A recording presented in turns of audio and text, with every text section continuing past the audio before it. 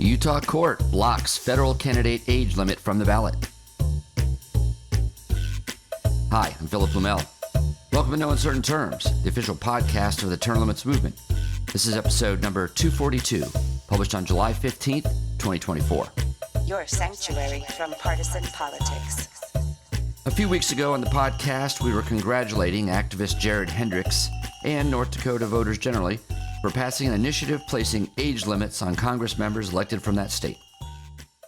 We noted, however, that the law was coming under scrutiny because some suggest it runs foul of the controversial 1995 Supreme Court decision U.S. Term Limits versus Thornton.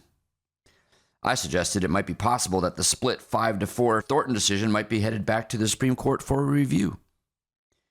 Well, it's getting more likely that this is true after what happened in Utah last week. Just like in North Dakota, there was an effort in Utah to put a question on the ballot that would impose age limits on federal Congress members.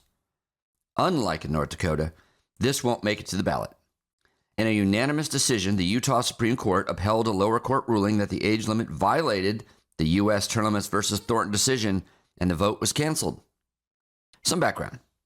The U.S. Supreme Court ruled in U.S. Term Limits versus Thornton in 1995 that states cannot impose qualifications for prospective members of Congress in addition to those specified in the U.S. Constitution. That case was about term limits, and the Utah Supreme Court says it applies to age limits as well.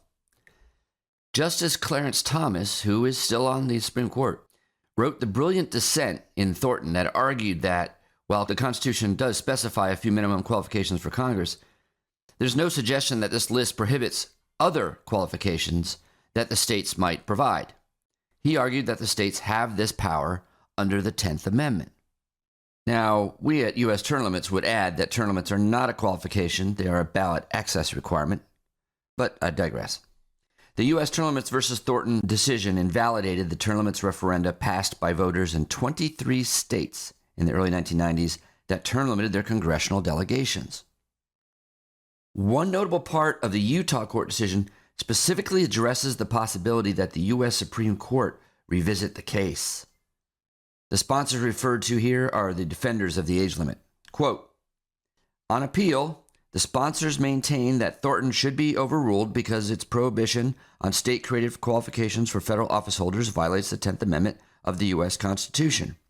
But because the sponsors recognize that this court lacks authority to overturn Thornton, they ask us to affirm the district court's decision, therefore paving the way for them to petition the United States Supreme Court for review. Oh boy. It would be mighty interesting to see what today's court would do with Thornton. Remember, this isn't the same court as in 1995. Clarence Thomas is still there, but now we also have Justice Neil Gorsuch. And Gorsuch authored a law article back in 1995 or so that defended the constitutionality of the congressional term limits referenda. Well, we at U.S. Term Limits are not banking on a Supreme Court review of Thornton, but we would welcome it. Stay tuned in No Uncertain Terms to follow this story as it continues to unfold. This is a public service announcement. On this podcast, we are constantly bashing corrupt politicians trying to stifle the people's will. So let's take a moment now to highlight one who is welcoming a citizen-led term limits campaign.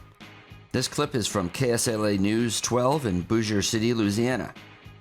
Bossier Mayor Tommy Chandler weighs in on a petition regarding term limits. On Monday, the Bossier Term Limits Coalition announced they garnered approximately 3,400 petition signatures and submitted them to the Bossier Parish Registrar of Voters. Now, in a statement sent directly to KSLA, the mayor spoke favorably about, and then in part, quote, the original term limits petition. I fully support this petition and intend to do everything I can to get this initiative on the ballot in December.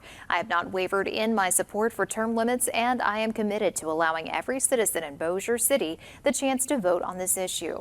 I look forward to doing my part to move term limits from the petition to the ballot, end quote. Now, we will continue to track the story and bring you the first alert on air and on our KSLA News 12 app.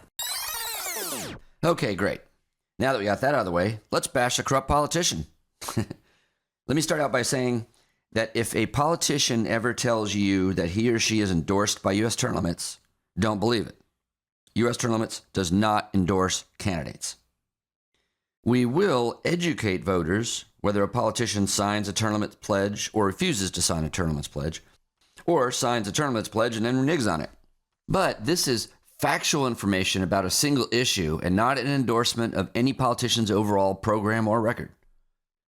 Sometimes a politician will sign a U.S. term limits pledge and are pleased with the public responses they get as we alert voters about it. And of course they are. Voters love term limits. So the politician might exaggerate and refer to our press release as an endorsement.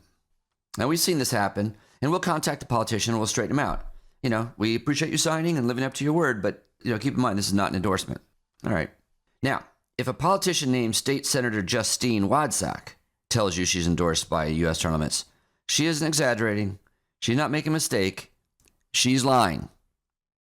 Justine Wadsack is an Arizona state senator who, as a candidate, signed the U.S. term limits pledge to co-sponsor, vote for, and defend the term limits convention resolution.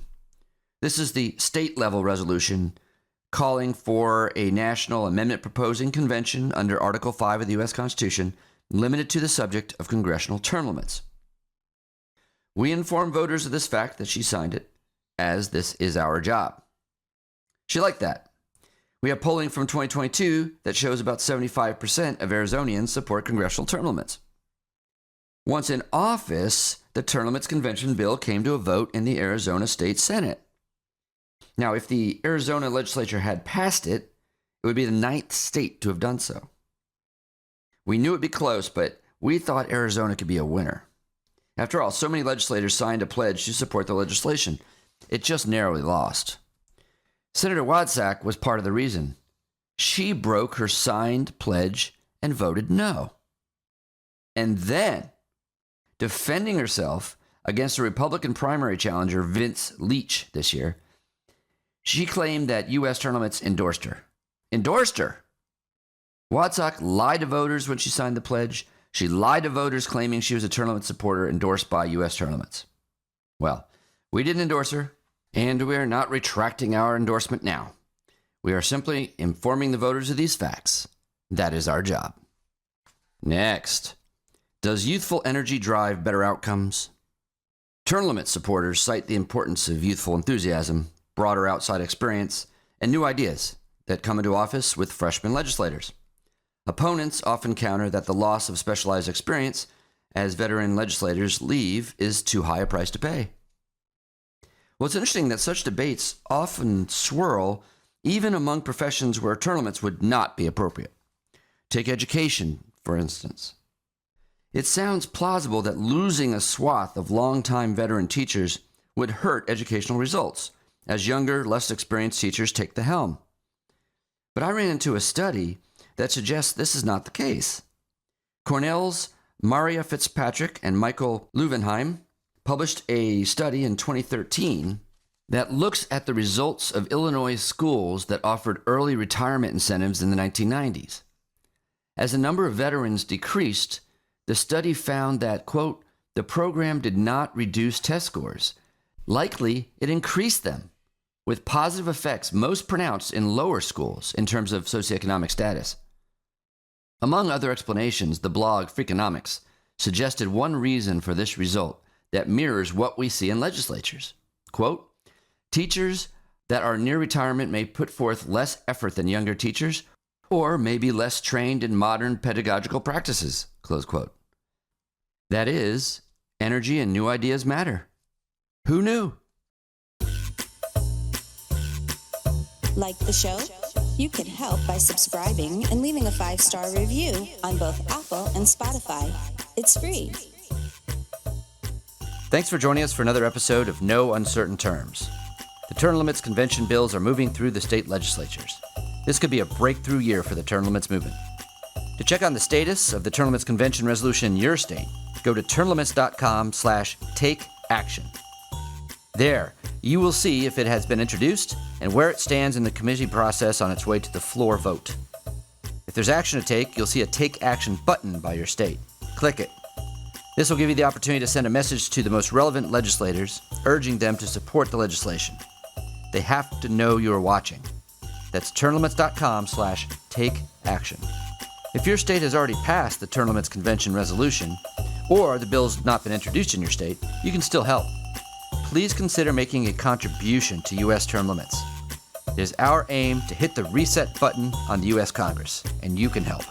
Go to termlimits.com/donate. termlimits.com/donate. Thanks. We'll be back next week. Find us on most social media at US Term Limits.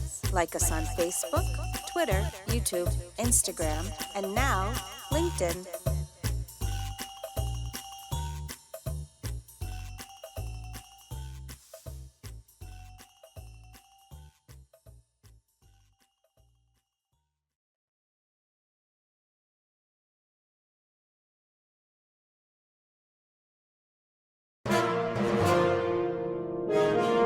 USTL.